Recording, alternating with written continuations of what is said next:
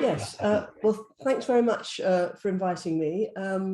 This is quite a fun talk for me to prepare, because I haven't done this really before, reflecting back on how I'd found registered reports, but I have published quite a few of them. And so I'm beginning to get a sense of what's good about them and what might not be good, although most of my experiences, I have to say, are entirely positive. But I want to start with a bit of historical reflection, because I was astounded reading this book, Scientist as Subject, which is now out of print. It's a very, very interesting book about a lot of the problems that we're currently talking about with reproducibility and all sorts of things, by Michael Mahoney, now deceased.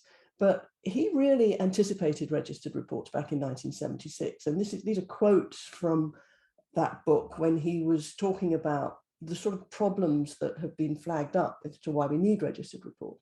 So he was saying then manuscripts should be evaluated solely on the basis of their relevance and their methodology. Given that they ask an important question in an experimentally meaningful way, they should be published regardless of their results. In the peer review system, papers sent to referees would contain only an introduction and a procedure section, perhaps supplemented with a brief description of how the data would be presented or analysed. After the reviewers had rendered their opinions, the results would be appended. An even better option would be to have what he describes as contracted publication. In this system, the researcher submits his idea and experimental procedures to the editor prior to their execution. If the editor approves, the researcher is guaranteed subsequent publication of the work. Now, it was a mere 38 years later that somebody came along and actually implemented this model. And that somebody was Chris Chambers, who we'll be hearing from in the next talk. And I've talked to Chris about this, and I don't think he was aware of Mahoney's, because it's a very obscure source, this. But essentially, what was proposed was pretty much the model that Mahoney had talked about. And it was featured in The Guardian in 2014, when Chris first was getting excited about this and trying to introduce it at a journal where he was an editor, which is Cortex. And just for those of you who are not so familiar with this model, I can show you just the contrast with what I would call regular publishing, which is that when you do classic publishing, we all know that you plan your study, you then do your study. Having done it, you write it up, you submit it, and you then get reviews. And then you can get actually stuck in a slough of despond where you go round and round, you get reviewer comments, you try to respond to them, you may get rejected, you may have to try another journal, but you go around this loop and hopefully you emerge from it ultimately, the paper is accepted and you publish it, if you don't fall out at an earlier stage. What happens with registered reports, on the other hand,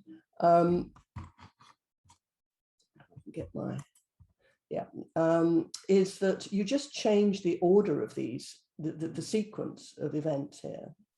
So all you're doing is moving the doing of the study to a later stage, which is very much in line with what Mahoney was suggesting. So you submit to the journal your plan, essentially, a protocol, an introduction, methods, how you're going to analyze the data when you've got them, and that is reviewed. And again, you may go round and round this loop, you may be rejected, but what they're judging is the quality of the experiment and the plan, not anything to do with the results. Then you can have acceptance in principle if you actually do what you said you were going to do, you report the results afterwards, after this acceptance, and then the paper can be published. So you have this two-stage acceptance, really. You have the acceptance in principle of the plan, you then do the study, and then hopefully it's fairly quickly accepted because it's really just a case of confirming that you did what you said you wanted to do. Now, this is not the same as pre-registration, and there's quite a lot of confusion about this because pre-registration, certainly in psychology, has become very popular. But it's not the same thing. Pre-registration has its benefits, but it's a much lighter form of registration in the sense that it's like standard regular publishing, except that what you're trying to do is be honest about what your plans are. So in the green box on the left, we've got the idea that your plan, you do register it somewhere on some sort of publicly available repository, so that there's a record of what you planned, but then otherwise you proceed as you were going to proceed anyway. There's no guarantee of publication, and it's not reviewed, your study plan. I should say I've used pre-registration, and I find it's also positive. Many reviewers like it, and it's very good to think through your data and your plans in advance properly, and there's less stress when it comes to subsequently writing it all up. But it's a different sort of animal. I'm not going to say more about it, though I'm happy to answer questions. But the question is, why should one do this? Why should one do registered reports, which seems to many people a weird sort of model because you're having to evaluate a plan rather than a completed study. And the benefits, to my mind, the ones that were really motivating using this approach were the sort of classic issues that concern people about problematic research that just wasn't replicable, wasn't necessarily reproducible, which I wrote about in 2019, a little piece in Nature, a commentary. So you have a number of things that have to do with publication being distorted by knowing what the results of a study are. Publication bias is very well known, that journals in particular prefer papers that have positive results and will typically reject those that have null results.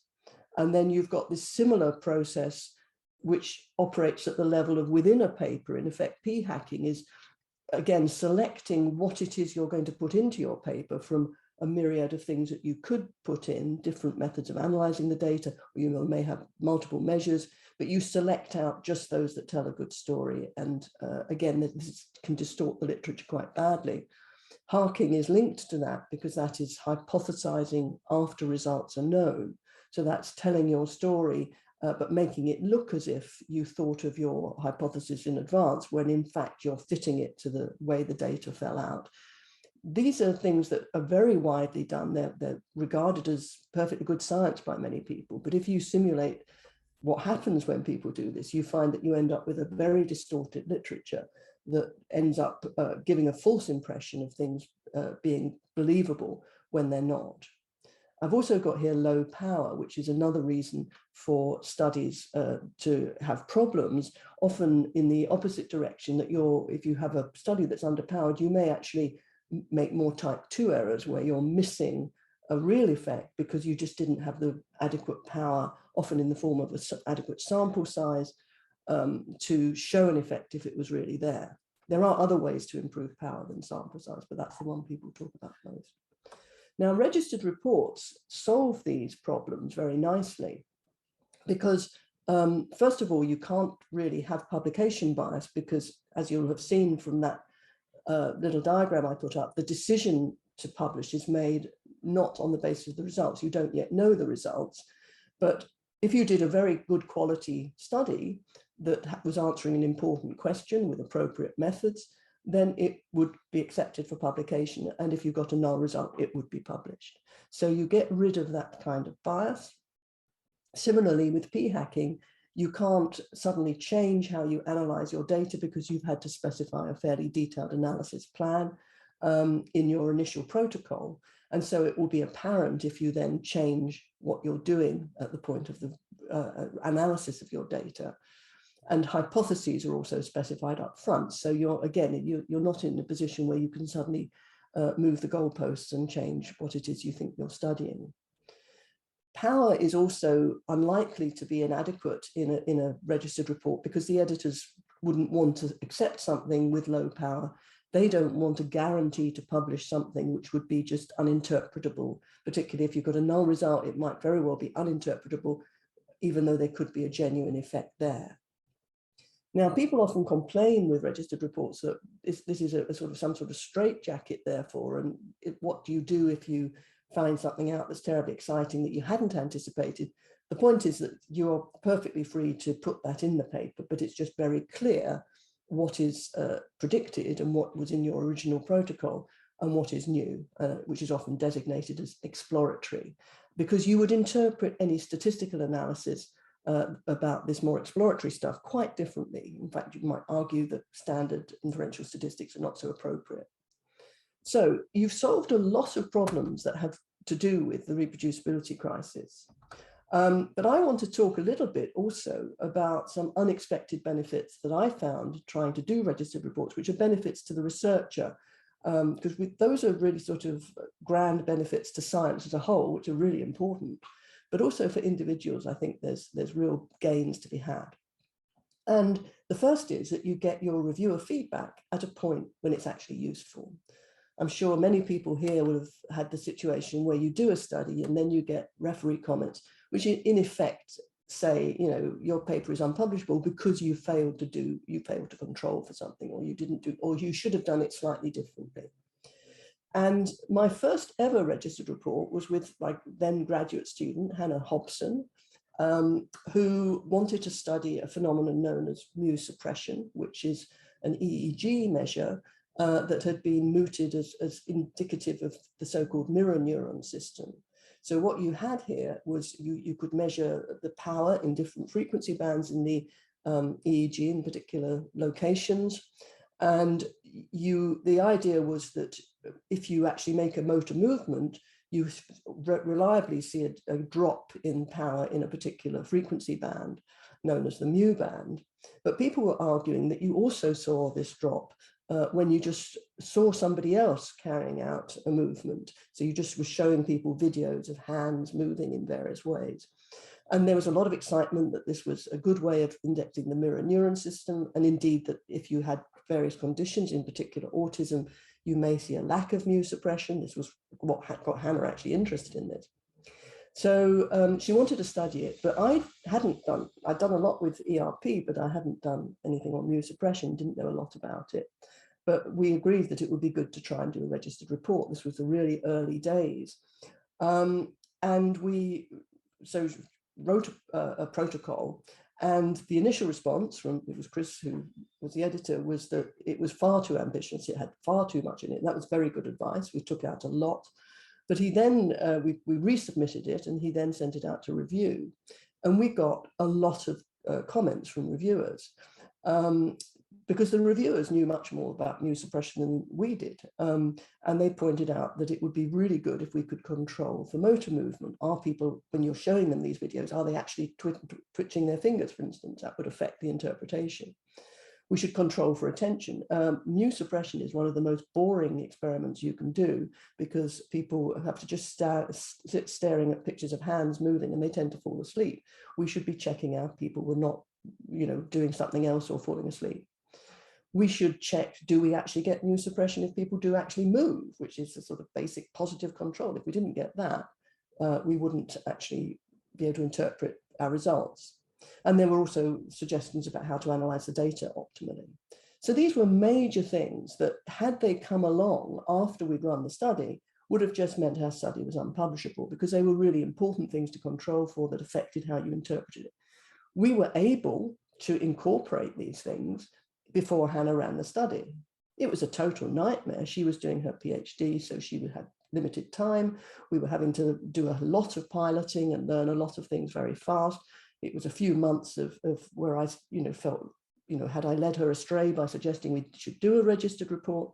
But then once she had got this right, we saved all the time at the other end of the process.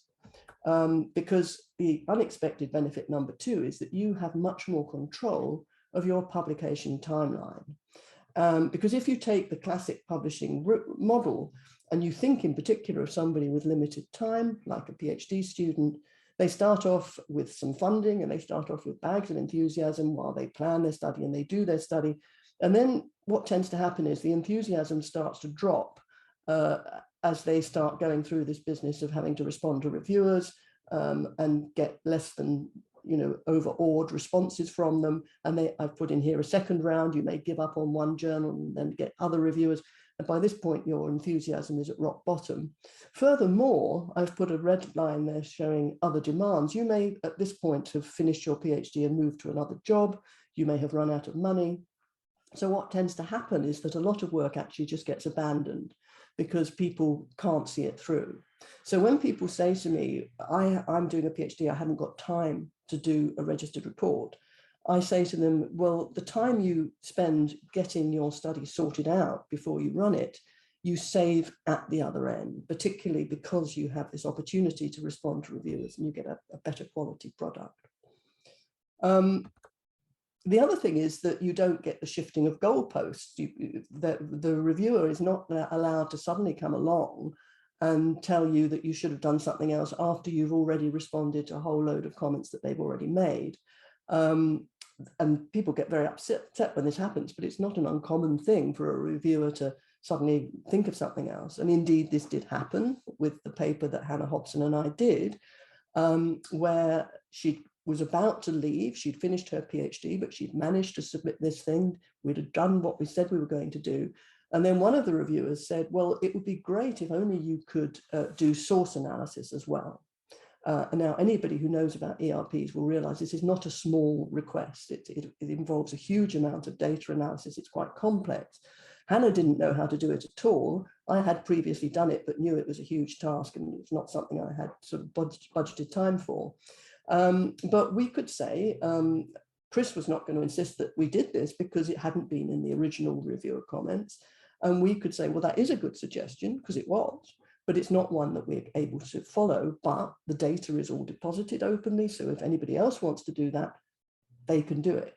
And we therefore did not have to attend to that, even though it was a perfectly sensible suggestion. Otherwise, it could have sunk our paper.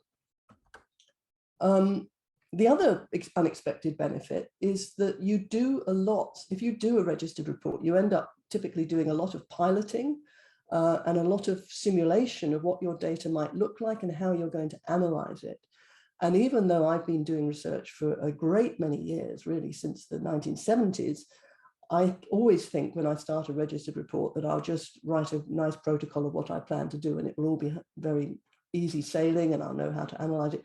I always find that I have no idea what I'm doing by the time I start trying to simulate data. It reveals so many things that you didn't think about or possible things that you need to control for. So we use simulated data for power calculations really with every registered report that I've done since the first one with Hannah. And it also often leads you to dramatically reconsider what you plan because typically you're underpowered to do the very elaborate thing that you start out wanting to do. Then also this reviewer feedback is useful even if you abandon a registered report, and you can abandon a registered report if it's all too much. So this paper, I have permission from my other graduate student, Abby Bradshaw. She said she'd be quite happy for me to feature her article here and tell you that it was initially rejected by Cortex. So we did it as a registered report, sent it in as a stage 1, got mixed reviews from referees, but one of whom really disliked it intensely. And she was, like a lot of graduate students, getting concerned about the timeline. And in the end, we thought we could try and address these comments and go back, but we decided that she would not submit it as a registered report. And she just carried on then and did her study and sent it to another journal where it was published. But the point is that she had the benefit, nevertheless, of those referee comments, harsh though some of them were. It allowed her to anticipate problems. And in fact, she said that she had a relatively easy ride, therefore, at the European Journal of Neuroscience, because the paper had the work had already been, had quite a thorough review, and she was able to change some of the things she'd done as a consequence. So, you know, you're not trapped if you submit a registered report and then strike difficulties. You can abandon it and it's not the end of the world. So just to sum up, I think registered reports, the main reason for doing them is that they're good for science because they really give you a much more credible picture of the state of evidence. If you get rid of all these opportunities for publication bias and p-hacking, and you don't allow people to do uninformative, underpowered studies. But I would argue it's also good for the scientists themselves because you get this positive source of advice from peer review. And we typically find most peer reviewers are pretty positive because they like being able to tell you things that might improve your paper rather than telling you what you should have done but didn't do. You tend to have to do a lot of piloting and simulation, but that improves study design and you get control of the publication timeline. And that's it.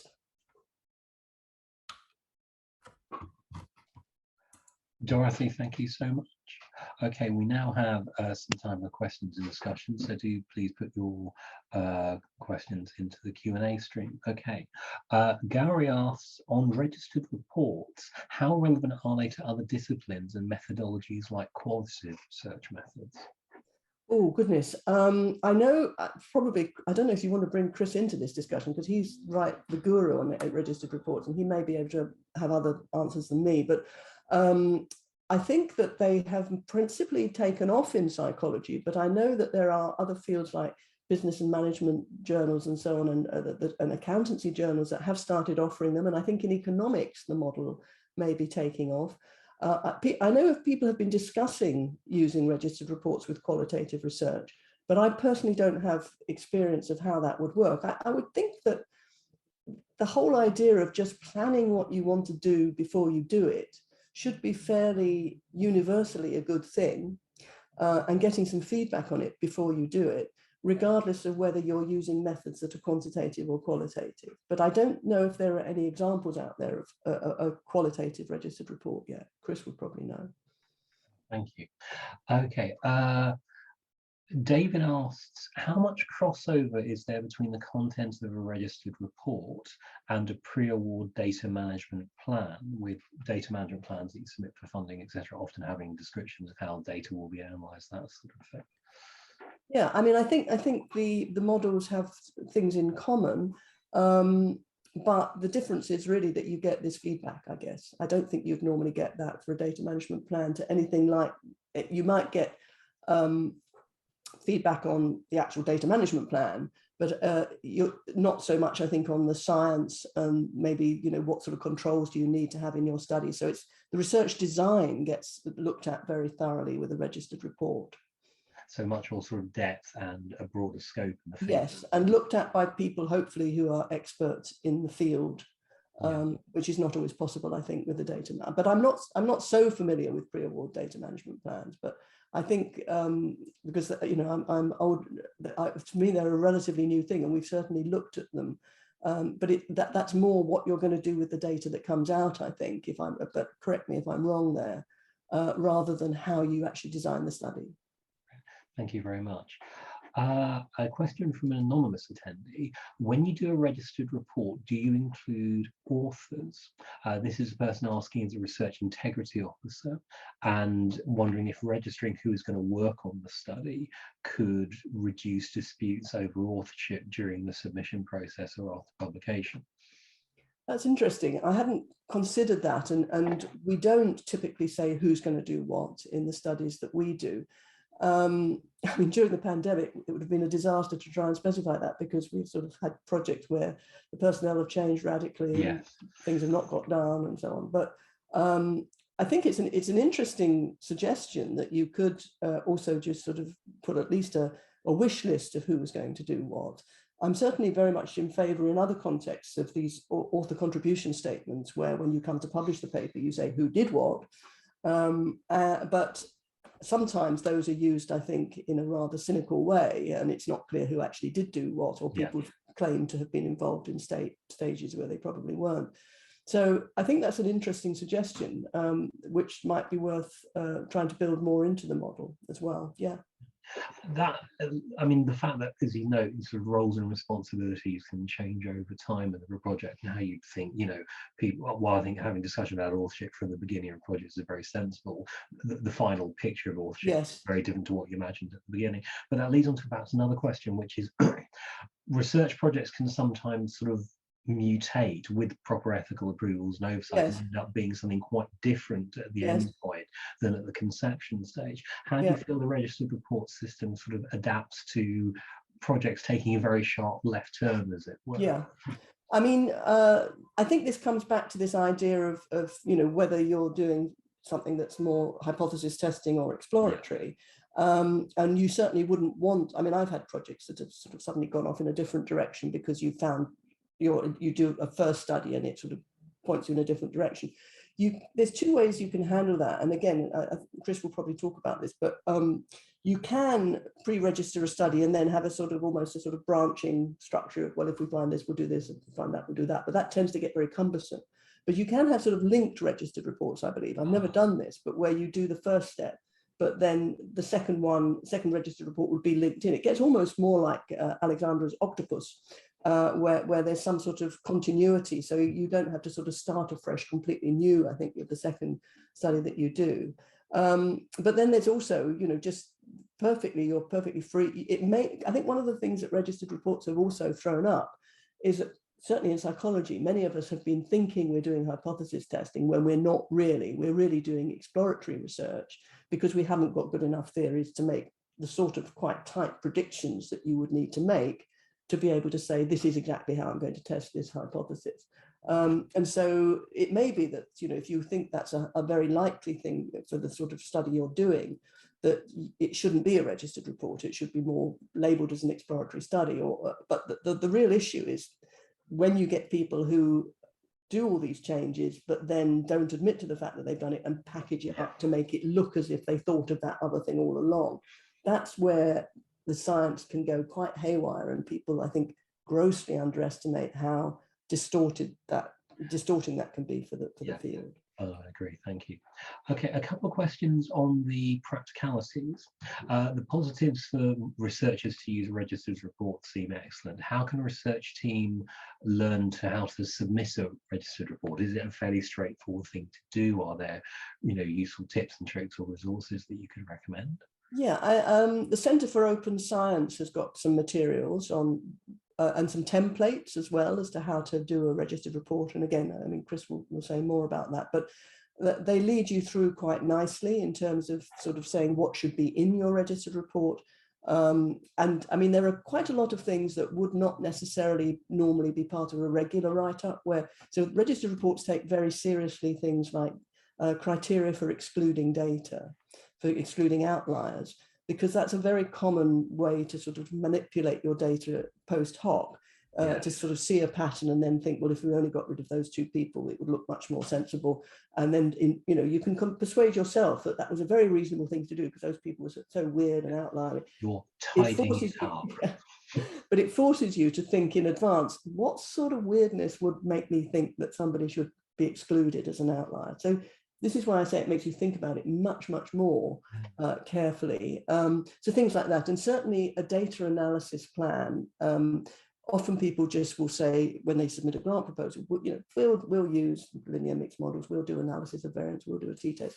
But when you sit down and have to simulate some data and then think, yeah, this is what the data is likely to look like.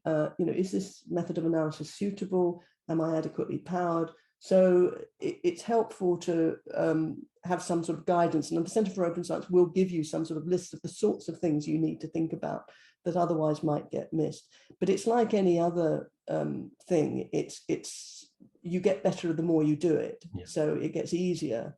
Although I have to say, I still find it challenging, but I feel the studies I've done this way are so much better in quality than the ones that I've done in the past without this. No, that's fascinating. I think two key themes we often give in our advisory work at UK RIO, which is the reason why it exists, is think about things in advance a bit more than you currently do. Don't just focus on what's immediately in front of you, but also be reflective about your practice. And I can see those themes coming across in what you said, the advantage of registered reports. That's absolutely. Okay, we have another question about the practicalities. How do you manage how much depth to go into in describing your research for a registered report?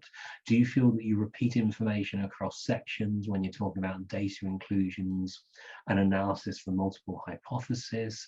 And do you get feedback on sort of being concise in terms of design or the structure of the report, or is the feedback more about the science of the research that you're going to do? I think this will probably depend on the editor that you have. And when I said at the beginning, I can think of no negatives, I think this does raise into my mind the one thing that I'm uncomfortable with is I don't think the registered report method always leads to the most readable report at the end of the day. So you're not allowed to change the introduction and methods. So you've written those already, and then you bolt on what you actually found and your discussion and so on. But it can be quite clunky in terms of there being a lot of stuff. And if you want to sort of write a very neat, sort of streamlined piece, which I sort of thing I like to, it can be problematic. But I think I started to think, maybe we do just need different types of output. I was interested with Alexandra again, talking with Octopus, how, you know, you may do all these bits and then at the end of the day, you may want to put them together. Well, maybe we also need to have different types of output. And you might want to say you do the registered report where everything's there, all the data are open, every single detail somebody could want. But you might also want to write a sort of shorter piece that does synthesize what you got out of it in a more readable fashion. So again, I think that would be something to possibly think about for the future, because it does make the literature quite, you know, dense at times. I think you may have just answered this question, but Andrew asked, what do you think of models where you publish the registered report as an independent paper and then the results of the second paper, presumably linked between the two? So a complete decoupling almost. Yes, I mean, I think there are already some journals that do that. So we've got a paper at the moment in PeerJ where the stage 1 has been accepted, and we're waiting to sort of then publish stage 2, but it will be linked up with the original stage 1. And similarly, like with F1000, you can sort of, there are a number of journals now where you can do this sort of adding to things. Welcome Open Research, you can publish your paper and then you can change it or add to it. And so I think that would be the way to do it. But I think that's slightly different because you've still got the problem that you need this amount of detail for it to be quite a sort of dense, clunky sort of article. Brilliant, thank you. Right, just having a look at some more questions. Yeah, we've had a comment about negative results and that people need to be more open-minded about them because, you know, there is, as I'm sure you're aware, biases in the system. Getting, you know, the right kind of results and the right kind of results are always positive ones. Do you think registered reports can help reduce those biases because everyone's upfront about what they're going to do in advance? Yeah. And do you think it helps deal with, combat the stigma perhaps of, well, we had a research question, we tested it thoroughly and the results were negative? Yeah, I mean, for something like, you know, basically because there's the emphasis on really good quality work, no editor is going to really accept a registered report if they think the negative results are trivial or very, you know, boring in some way. So there's a sense in which what you should get through this system is what I would call high quality negative results, where somebody's asked a question where you'd be really interested in the results, regardless of whether they were positive or negative. But I did have an experience with one thing that I tried to publish with a journal called Judgment and Decision Making, where I'd sent something out as a registered report, and which they claimed to accept, but then the editor said, well, you know, they felt I'd probably get negative results and they'd be happier if I'd actually run the study and then they could decide whether to accept it or not, which of course went completely against the ethos of registered reports. But while I was irritated by that, at the same time, I could see where they were coming from, because I thought, well, yeah, I mean, it's not clear that I'm going to find anything interesting in this study. Now, I know if that editor had been Chris, he wouldn't have said what this editor said. He would have said, go back and do more piloting to make us convinced that you've got, you know, the right method for addressing this question. And that's what tends to happen, is that the editor will have in their mind, we don't want to publish a lot of boring stuff. So if, you know, the way you've set out this study is likely to give a result that is not a result anybody would actually be interested in, then it shouldn't go through. That's absolutely right. But what the task of the reviewers and the editor is to make sure that we get out there those negative results that are really important, like, you know, does ivermectin work for COVID? We would like to know if that's negative as well as positive. And we get into terrible trouble. I mean, the drug trials people, the people that first really flagged up, I think, a lot of the problems with publication bias and indeed things like p-hacking, where you get this sort of bias to the positive, which gives you this really wrong impression of what works. Yeah. Pardon me, my voice is going there. Dorothy, thank you so much. That was fascinating. Thank you also to everyone asking those brilliant questions. There were a couple we weren't able to answer. We'll try and find ways of getting some information back to you on those points. Dorothy, thank you again. Thank you for having me.